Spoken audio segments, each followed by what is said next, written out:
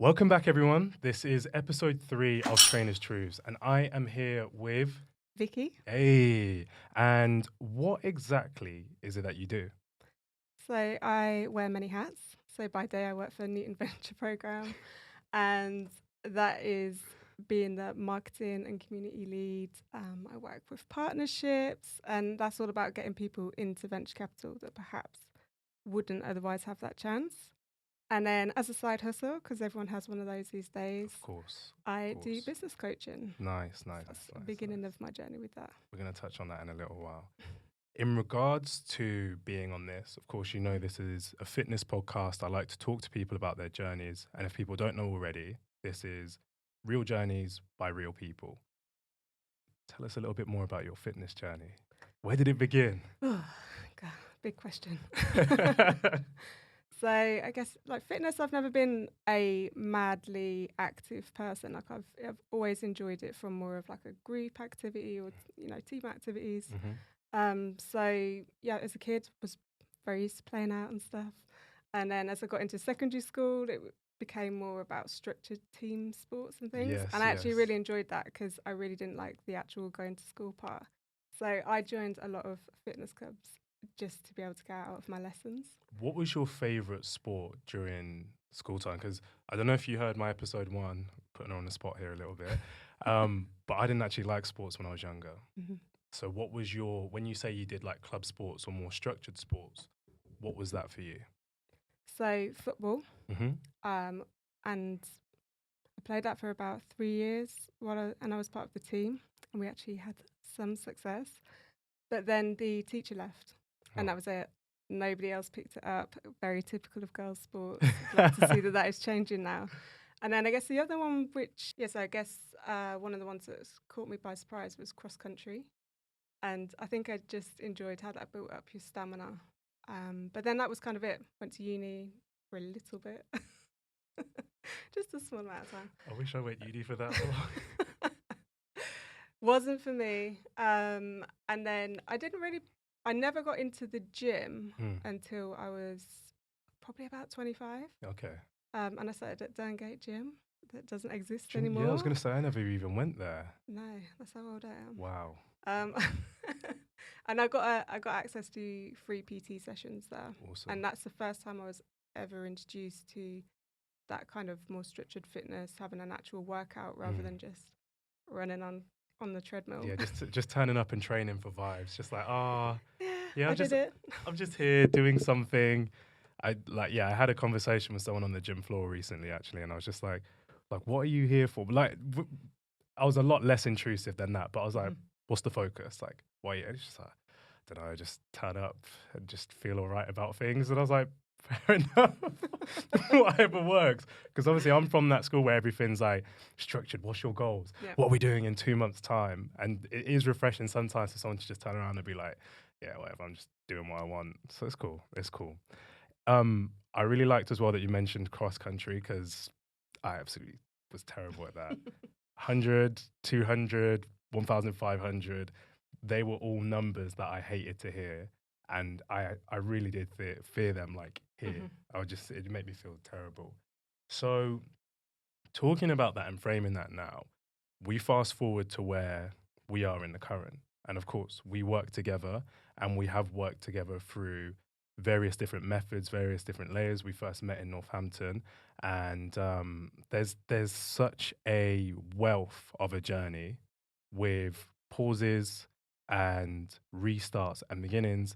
And I really want to kind of like pin certain points of your journey down. So my first question to you would be, what do you feel through your entire fitness journey has been has been your biggest obstacle? Routine. Yes.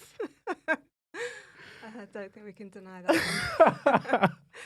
So I'm really good at, obviously, when you first give me a workout. And then, so I think, to give some context, obviously we started off, it was January 2021. COVID times. Yeah. We were the only place that you could work out was outdoors, so we were in the park. I actually really liked it, and I felt like I was making a lot of progress and stuff. And then it's like when I got back into the gym, and just the distractions of being in the gym Yeah. and everything else, it was just a bit chaotic. Yeah. And it's just kind of been that cycle ever since. Then I moved to London, couldn't find a gym that I particularly liked, which again doesn't help with routine. And Yeah. also, anybody that works in London will know that your way of life when it comes to working and everything else is pretty chaotic as well. Yeah. So juggling all that, and yeah, it's just not my thing. Yeah, it's and that's the thing. I think when we talk about people's journeys being so different, it's your biggest obstacle with routine is once cracked, everything starts to flow, and the results that you are and have been chasing start to come in. And this is what I mean. Like people will look at these 12-week shred programs. They'll look at these get this in 6 weeks, 6-week booty blast, or whatever these weird things are that come out. Because I've never done that. yeah, okay. But those things fill people with unrealistic expectations, and they're not chiseling out things that I believe are sustainable for people. And ultimately, I feel like when we crush this goal of, trying to solve routine, that's just going to set you up for longevity going forwards. So yeah, I definitely would agree. And there's forces outside of fitness that affect what you do within fitness. We don't talk about that enough. Yep. That's what I believe. So flip side, let's turn the hourglass over now. What would you say your biggest win has been? My biggest win was being diagnosed with ADHD. Yeah, so that has helped to understand that actually a lot of the things that were standing in my way were in fact me not being able to process information in the same way. Because I think ADHD, a lot of people don't realise it's not just about the hyper part, it's actually about the executive functioning of your brain. So is it cerebellum? Yeah, that sounds familiar. Yep. It sounds familiar. So all that area of my brain, which controls balance, it controls your emotions, and they're things that really affect people that have got ADHD. So though it was a bit of a grieving period at first, because when you do find out, it's quite hard. You're looking back on your life of all the stumbling blocks that you've had. But then obviously you've overcome those, and it's just part of your story, part of that tapestry. So now, and being able to tell you that, from my fitness journey, I feel like we're finally making leeway and the points where I know that it would have been frustrating for you as well. Kind of like, I've kind of given you all the tools. I've exhausted things. What do I do? It's you're having to change your way to work with me, and it's good learning. Yeah, definitely. Yourself. Definitely. I think with learning about your diagnosis as well, it's like almost week by week, month by month, it's synergy, I think, is the biggest part of us working together. It's collaborating, it's working together. Whereas I think at first the relationship felt as if like I'd lay something out, I'd check in, and then we'd be like, oh, well, that didn't necessarily work for us. And not having the understanding of how we make it work for us. Whereas now I feel like it's entirely different. We can have an open discussion on something and go, that's probably not the best way for me. And it's like, okay, so what's our middle point? Because all we need to do again and again is find those middle points to action what we need to action. And that's the thing of, no, I'm not going to get you to say your age. I'm not going to get her to say her age. She's very young. Chesney, very young. But let's say you got to this period of your life now and you've only just found out about that diagnosis recently. And I wanted to get you on here because I feel as if this is an important story to share for people, because there's maybe other people who are in similar shoes, maybe have things that have happened and don't have as much of a clear understanding as to why. And I think something like sharing your story may just send some light bulbs off. People may just be like, oh, maybe I need to go and get a diagnosis. Maybe that might explain this. But that's really why I wanted to share that. And I think it's almost like a superpower for you now. You've allowed me to kind of read up on that, research that a bit more, and understand you a little bit more. And I just thank you for the learning. Like, thank you for the learning opportunity, because we don't delve into that. It's something else we just do not tackle enough as coaches, is bearing in mind that not everyone is the same. we need to do better. I can't give you a cookie cutter. Your cookie's just a little different shape. That's all it is. That's all it is. So, is there any other points in regards to wins that you'd want to share? Like, I know that's the biggest one, but is there anything that you've been like, well, actually, that's a great point from things that I've done, or that's a great point that I've got from investing into my fitness with my time? Yeah, so I think for me, the whole point of coming and training, and it was something I never thought of myself doing. I Yeah. was like, I'm never going to get a personal trainer out. That's not me.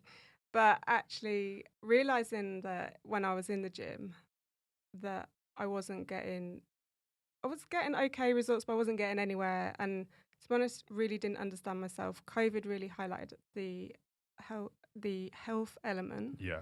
And so then obviously when I saw your content going out and that real focus on mind, fitness and And health, health, yeah. it's something that was important to me. So now I feel like I understand myself better. I understand why I need to exercise all of my body, and you can't Yay! just Best pinpoint. pupil, best pupil. I No. just can't pinpoint those bits that I want to be like, yeah, if we could just change that bit and change that bit, Yeah. it's kind of like that holistic view of it. Mm. So yeah, the big wins are, I think, definitely understanding myself, and you know, we should be getting this education in school. Definitely, like, understand definitely. all of this, especially the nutrition part as well. Yeah, I yeah. think It's understanding protein. yeah, and that's the thing, isn't it? Definitely, I think education around nutrition is something that is needed. I definitely feel my industry thrives off of misinformation, unfortunately. There's so many random things out there. And as I always say to everyone that I talk to, there's a pyramid of needs. Often people just aren't doing the base of their pyramid well. So rather than worrying about things like protein timing, should I eat my carbs here rather than there? It's like, well, let's actually get those things like in a good place before we even start worrying about manipulating what we're not already doing. Focus on the base of your house rather than the roof. We have nothing without our foundations. And that's why a lot of people really struggle when it comes to getting to a point where they're, let's say, happy with the time that they've spent in fitness because they haven't addressed those fundamentals. So that's that done. I want to talk a little bit more about yourself rather than like boring nutrition. Um, what's next for Vicky? Like, what do you see, you know, in the future for you? And I'm smiling because I know, but they don't, and I really want you to, yeah, let them know. Tell them. Yes, I think from a personal level, it's about exploring a lot more about myself and kind of like what Yes. ADHD means. Definitely speak to a lot of women, Mhm. and I actually, because I share stuff every now and again on my Instagram, I'll get people reaching out and saying, I've got these traits. Could it be this? Could it be that? And I think one of the big things about ADHD is obviously from those traits. It's like everybody has those traits anyway, but it's like, are they there every day? Are they impacting your life? Because that's the point that you deserve to get help. For sure. So that's a big thing that I want to do more on. Yeah. But yeah, like the side hustle, business coaching. So that is based around people who are actually working in health and fitness. I'm really passionate about working with entrepreneurs. Just find that whole area of life really exciting. Love seeing people like living out their dreams, Yeah. and yeah, but the people that are actually out there with a real purpose and they're actually doing something for good. So yeah, that is coming soon. Yeah, it is. It is. And if you don't mind me just quickly giving a personal anecdote on that, is like, you know, there's certain elements of what we've been doing together, and I've seen a huge amount of value with that. And I don't think, you know, sometimes we always joke around and it's like, yeah, strategy. Like, where is your strategy? You know, I'm a raging bull. And sometimes a raging bull needs a lot of strategy when all you want to do is run through every single wall. So, a personal thank you from me to you is, you know, I really appreciate the time that you've kind of spent investing your time into me and helping get me to where I am in regards to how I view business, how I do business, and all the considerations. And seriously, if anyone does think about this kind of stuff, like, I will always recommend you going forwards because you've just helped me so much in those fine details. Like I helped you with the fine details of fitness, the fine details of business. This is your lady, seriously. So Thank celebrate you. on that Thank one. you No, for being a okay. good client. It's okay. It's okay. So I think it's coming to that time where I now need to go. Where do we find you? You know, in terms of this journey that you're going on, these side hustles, how can people stay in touch with this? Like, how can they stay up to date? Yeah, so people can find me on Instagram. So I'm Vicky Cox. I think it's 2 X's. I think it may be. Yeah, We'll confirm. I'll put like Yeah. a little slide, like we'll share. And then obviously I'm on LinkedIn as well. So happy to have any conversations with people that want to talk about ADHD or business coaching. Get in touch. But yeah, I mean, they're the best places to find me. that is very, very true. Very, very true. Very accessible, and always someone who's willing to give time and advice to people, which we appreciate. I think it is now time, V, for the random question that I think I've put a lot of focus on and tried to make sound way more interesting than it might be. I'm just hoping for a really good one. I'm hoping for a really good one. Sometimes they've been Is it completely pants. random? Completely random. Amazing. Not like insanely random that we're going to get some crazy stuff, but deeply random. Okay, so this question here, I'm going to show you real quickly. My theme song. The question is, what is your theme song? That is a really hard one. It's I've a got too- very, I've it's got a too very many- vague there's one. too many anthems. It's kind of like, Okay, what's your what okay? mood am I in? Okay, what would be? Let's think about everyday Vicky, right? Everyday Vicky is Rihanna. Work, work, work. Okay, work being one of them. Mhm. Whatever modes, whatever lanes. Think of another 2 theme songs that would, relate to your life. Relate to my life. Yeah. So we've got work with Rihanna because she's a grinder, she's a grafter.